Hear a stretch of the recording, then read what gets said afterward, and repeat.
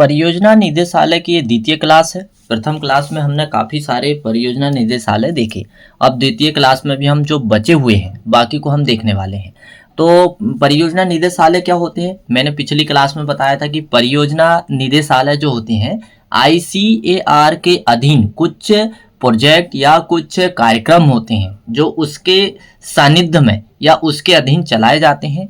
अब इनका चलाने का मकसद क्या होता है या क्या योजना होती है इनको चलाने की, तो इनको इसलिए चलाया जाता है कि जो कृषि में जो नए नए तकनीकी हो रही है, नए नए विकास होता है, नए नए रिसर्च होता है, इन रिसर्चों को लोगों तक पहुंचाना या पूरे विश्वविद्यालय के माध्यम से आउटसाइड रहने वाले पूरे लोगों में नए तकनीकी का प्रसार करना, ये इनका अहम योगदान होता है परियोजना निदेशालय का। तो ये सारी फसलों में या बहुत सारे पशुपालन में भी ये चलाए जाते हैं।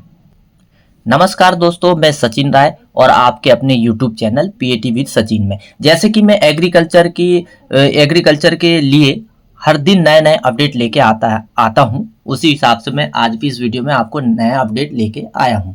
तो आज हम देखने वाले हैं 25 परियोजना निदेशालय, जिनको बोलते हैं इंग्लिश में प्रोजेक्ट डायरेक्टरेट। तो चलिए देखते हैं हम सबसे पहले। हालांकि हमने ये कुछ इसमें आपको वो भी मिलेंगे जो पिछले वीडियो में हमने पढ़े हुए हैं। तो सबसे पहले क्या दिया, मक्का अनुसंधान निदेशालय, जिसे DMR कहते हैं। तो ये कहाँ पर है, नई दिल्ली में, और अभी इसको जो है स्थानांतरित करके कहाँ कर दिया गया है, इसका हेडक्वार्टर पंजाब में, लुधियाना पंजाब में कर दिया गया। फिर इसके बाद में धान अनुसंधान निदेशालय जो हैदराबाद है, वो हैदराबाद में है, और हैदराबाद में कहाँ पर है, तेलंगाना में। और इसको अभी क्या कर दिया गया है, इसका नाम बदलकर IIRR यानी इंडियन इंस्टीट्यूट राइस रिसर्च, ये इसका नाम बदलकर कर दिया गया। फिर इसके बाद में क्या, गेहूं अनुसंधान निदेशालय DWR, ये कहाँ पर है, करनाल हरियाणा में।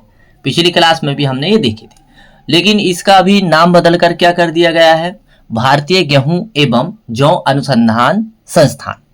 ठीक, अब इसके बाद में हम देखेंगे तिलहन अनुसंधान निदेशालय, यह कहाँ पर है, हैदराबाद।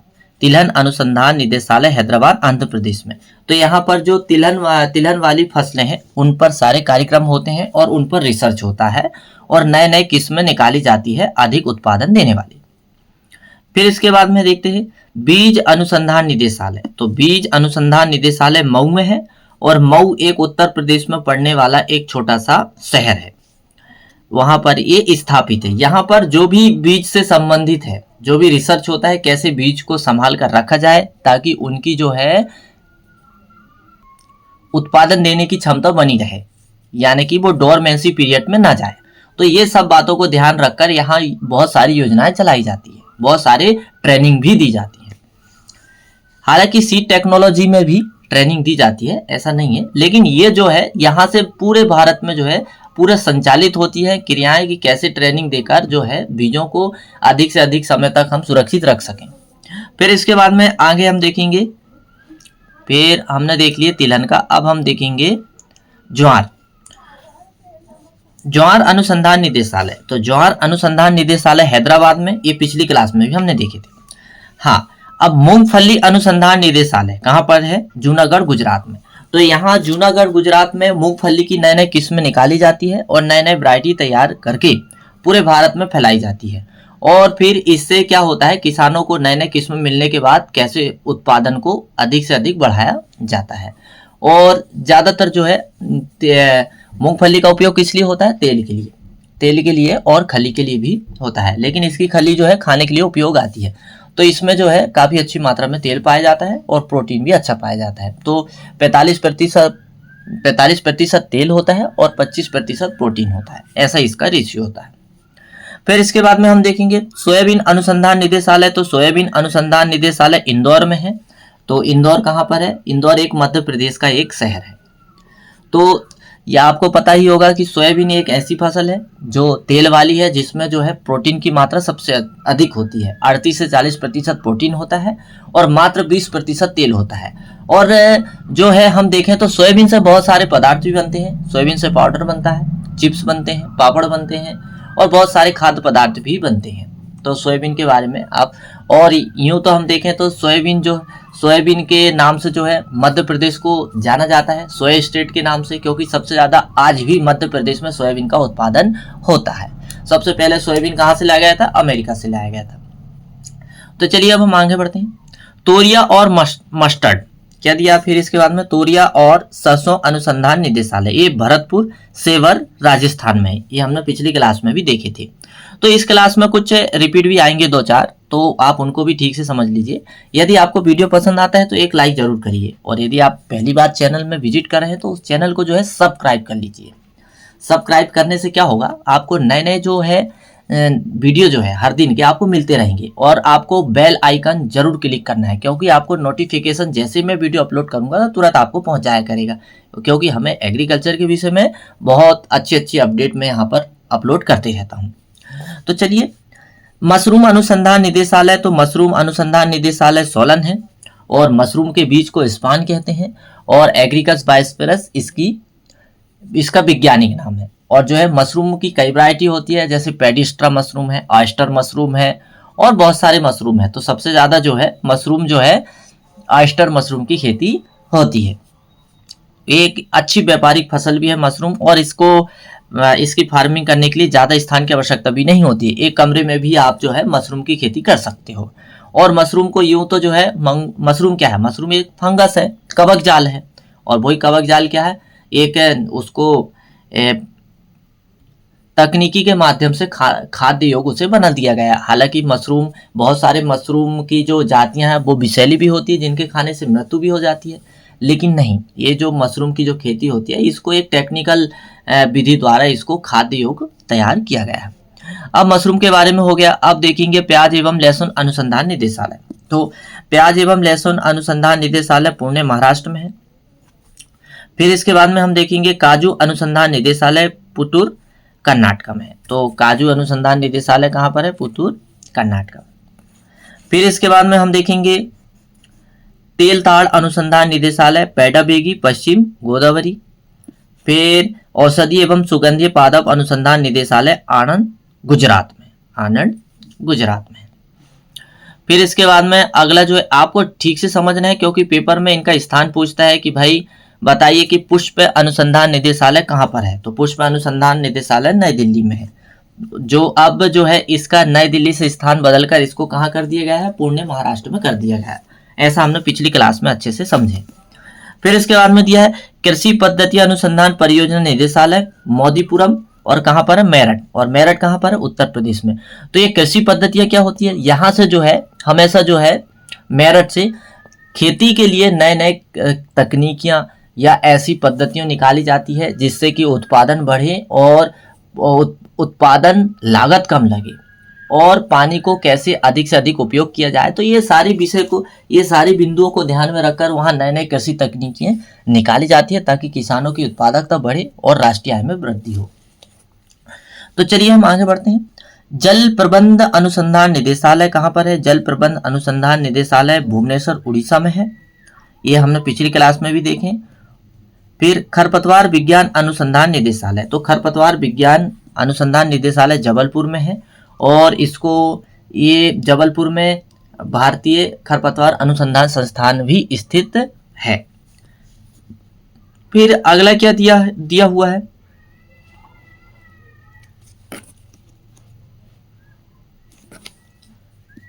गो पशु परियोजना निदेशालय मेरठ, और मेरठ कहाँ पर? उत्तर प्रदेश में। तो यहाँ पर जो है गो पशु यानी कैटल के बारे में सारी कैटल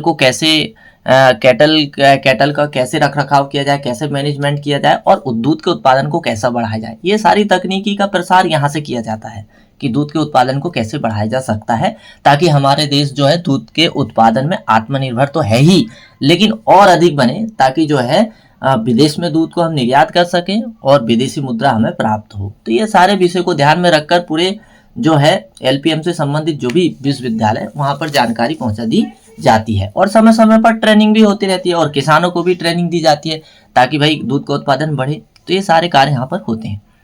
फिर इसके बाद में क्या दिया है? खुर एवं मुंह पका रोग परियोजना निदेशालय कहाँ पर है? मुक्तेश्वर, और मुक्तेश्वर कहाँ पर है? उत्तराखंड में। अब ये क्या है? खुरपका मुंह पका जो बीमारी होती है तो उससे कैसे लड़ा जाए, क्योंकि जो खुरपका मुंह पका जो बीमारी होती है ये सबसे ज्यादा पशुओं को हानिकारक है। और वो किन पशुओं को, जो दूध देने वाले पशुओं को सबसे ज्यादा, क्योंकि जैसे ही ये बीमारी होती है खुरपका मुंह पका, मुंह में सूजन आना, पैरों में घाव बन जाना, तो पैर लंगड़ा के चलना, जीभ में छाले हो जाना, तो पशु क्या खाना खाना कम कर देता है। जैसे खाना खाना कम कर देता है दूध का उत्पादन घट जाता है।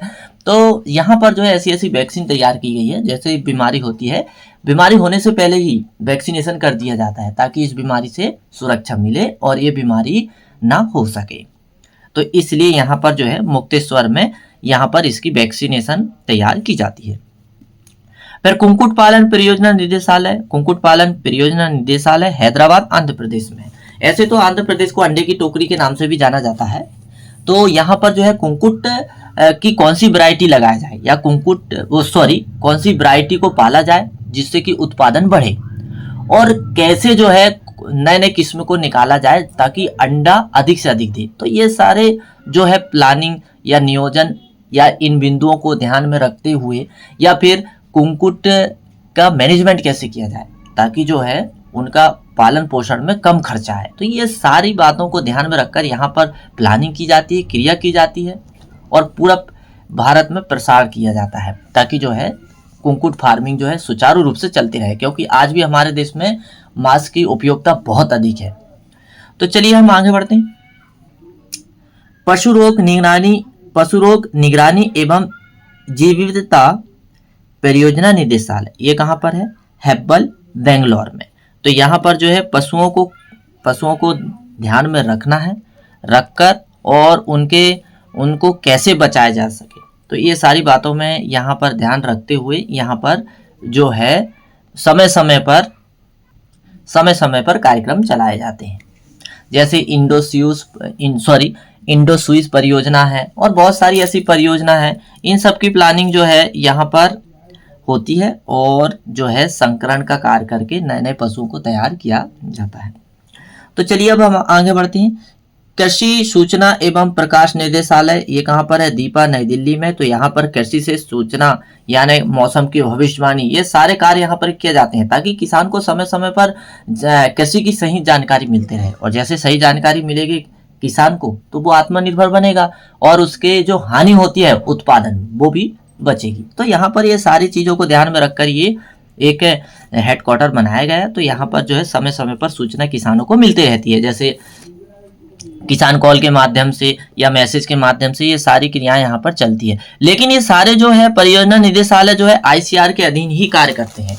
ICAR यानी भारतीय कृषि अनुसंधान परिषद, उसके अधीन ही ये कार्य करते हैं, क्योंकि पूरी जो है प्लानिंग कैसे चलाना है और उनको बजट देना और उनको सुचारू रूप से चलाना, ये सब ICAR का कार्य होता है। अब इसके बाद में हम देखेंगे शीतल जल मत्स्यिकी अनुसंधान निदेशालय। शीतल जल मत्स्यिकी अनुसंधान निदेशालय भीमताल, नैनीताल, और कहाँ पर है? उत्तराखंड में।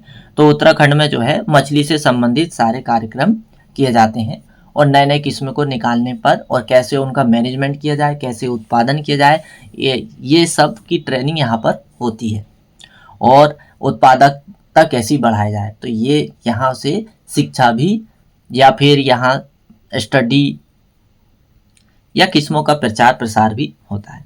अब आज का जो है आज के वीडियो का अंतिम जो है 25वां पॉइंट क्या है? कृषि महिला अनुसंधान केंद्र भुवनेश्वर। कृषि महिला अनुसंधान केंद्र भुवनेश्वर, ये कहाँ पर है? उड़ीसा में। तो ये हमने पिछली क्लास में बहुत अच्छे से समझे हैं। तो मैं समझता हूँ कि ये आज का वीडियो जो है आपको बहुत पसंद आया होगा या पसंद आएगा, और जहाँ तक मैं समझता हूँ कि ये मेरी जानकारी आपके लिए बहुत फायदेमंद होगी। तो यदि फायदेमंद है तो एक लाइक ज़रूर आपको करना है, और साथ में जो है आप पहली बार यदि विजिट कर रहे हैं तो चैनल को आप सब्सक्राइब कर लीजिए ताकि आपको एग्रीकल्चर से ऐसे नए नए अपडेट आपको मिलते रहेगी, क्योंकि एग्रीकल्चर के जो भी एग्ज़ाम है मध्य प्रदेश के या दूसरे स्टेट के हम यहाँ पर तैयारी करते रहते हैं। तो मेरा वीडियो देखने के लिए बहुत बहुत धन्यवाद।